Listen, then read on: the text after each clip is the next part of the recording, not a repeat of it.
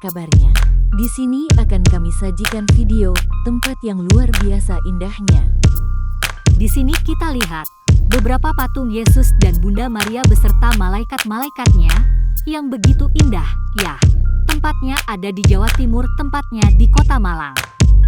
Begitu indah, ada banyak patung-patung Yesus yang indah. Ukiran-ukurannya yang begitu bagus. Semoga ini sangat membantu dan menginspirasi kita. Bukan hanya patung Yesus ya, tapi iman kita. Bagaimana kita diingatkan untuk terus punya hati seperti Yesus. Yesus yang begitu rela berkorban untuk kami.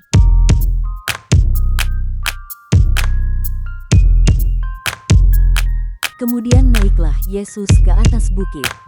Ia memanggil orang-orang yang dikehendakinya dan mereka pun datang kepadanya. Ia menetapkan 12 orang untuk menyertai dia dan untuk diutusnya memberitakan Injil dan diberinya kuasa untuk mengusir setan. Ke-12 orang yang ditetapkannya itu ialah Simon, yang diberinya nama Petrus, Yakobus anak Zebedes, dan Yohanes saudara Yakobus, yang keduanya diberinya nama Boanerges, yang berarti anak-anak guru. Selanjutnya Andreas, Filipus, Bartolomeus, Matius, Thomas, Yakobus anak Alfeus, Tades, Simon orang Zelot, dan Yudas Iskariot yang mengkhianati dia. Di sini kita akan menyaksikan dan melihat patung-patung yang begitu menawan, banyak hal untuk kita syukuri di dalam iman sebagai pengikut Kristus. Jangan pernah kita lupa bahwa Tuhan sangat baik di dalam kehidupan kita. Seperti Bunda Maria yang begitu mengasihi Yesus, bagaimana anaknya harus menanggung beban untuk rela berkorban demi umat manusia di bumi ini. Tuhan Yesus akan terus melaksanakan kewajibannya sebagai Tuhan Allah yang turun ke dunia menjadi manusia untuk menebus umat manusia. Mari kita bersyukur akan hal ini.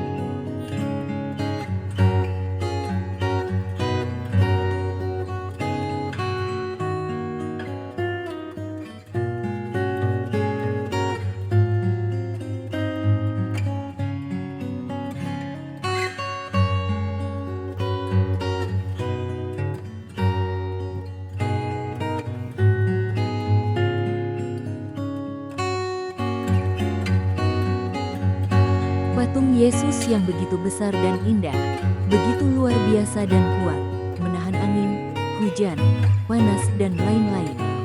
Yesus adalah Tuhan yang patut kita sembah. Dia adalah Salah Hakim yang terakhir untuk dunia ini.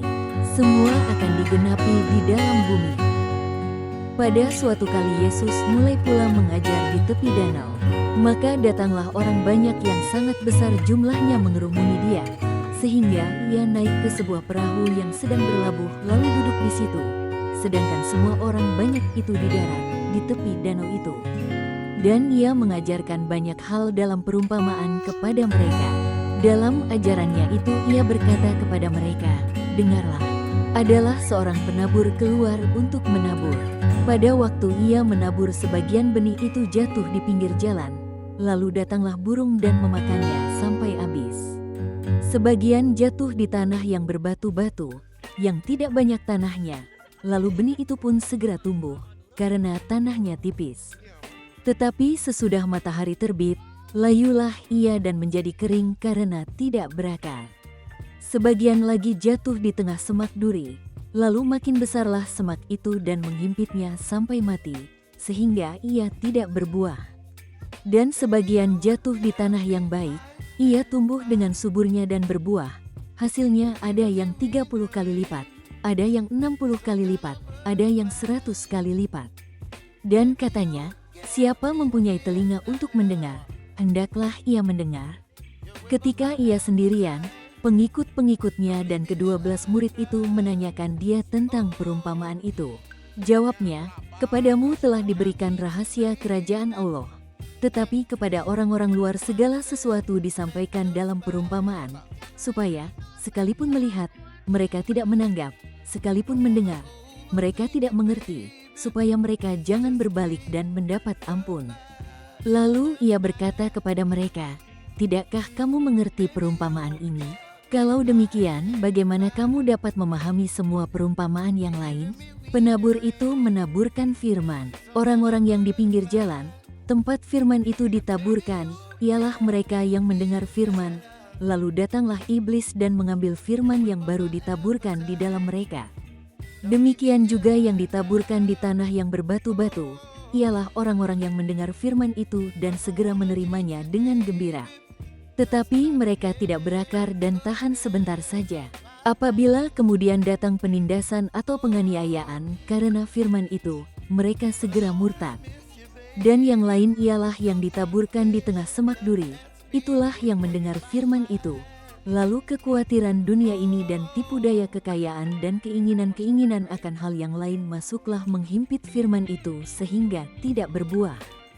Dan akhirnya yang ditaburkan di tanah yang baik, ialah orang yang mendengar dan menyambut firman itu lalu berbuah. Ada yang 30 kali lipat, ada yang 60 kali lipat, dan ada yang 100 kali lipat.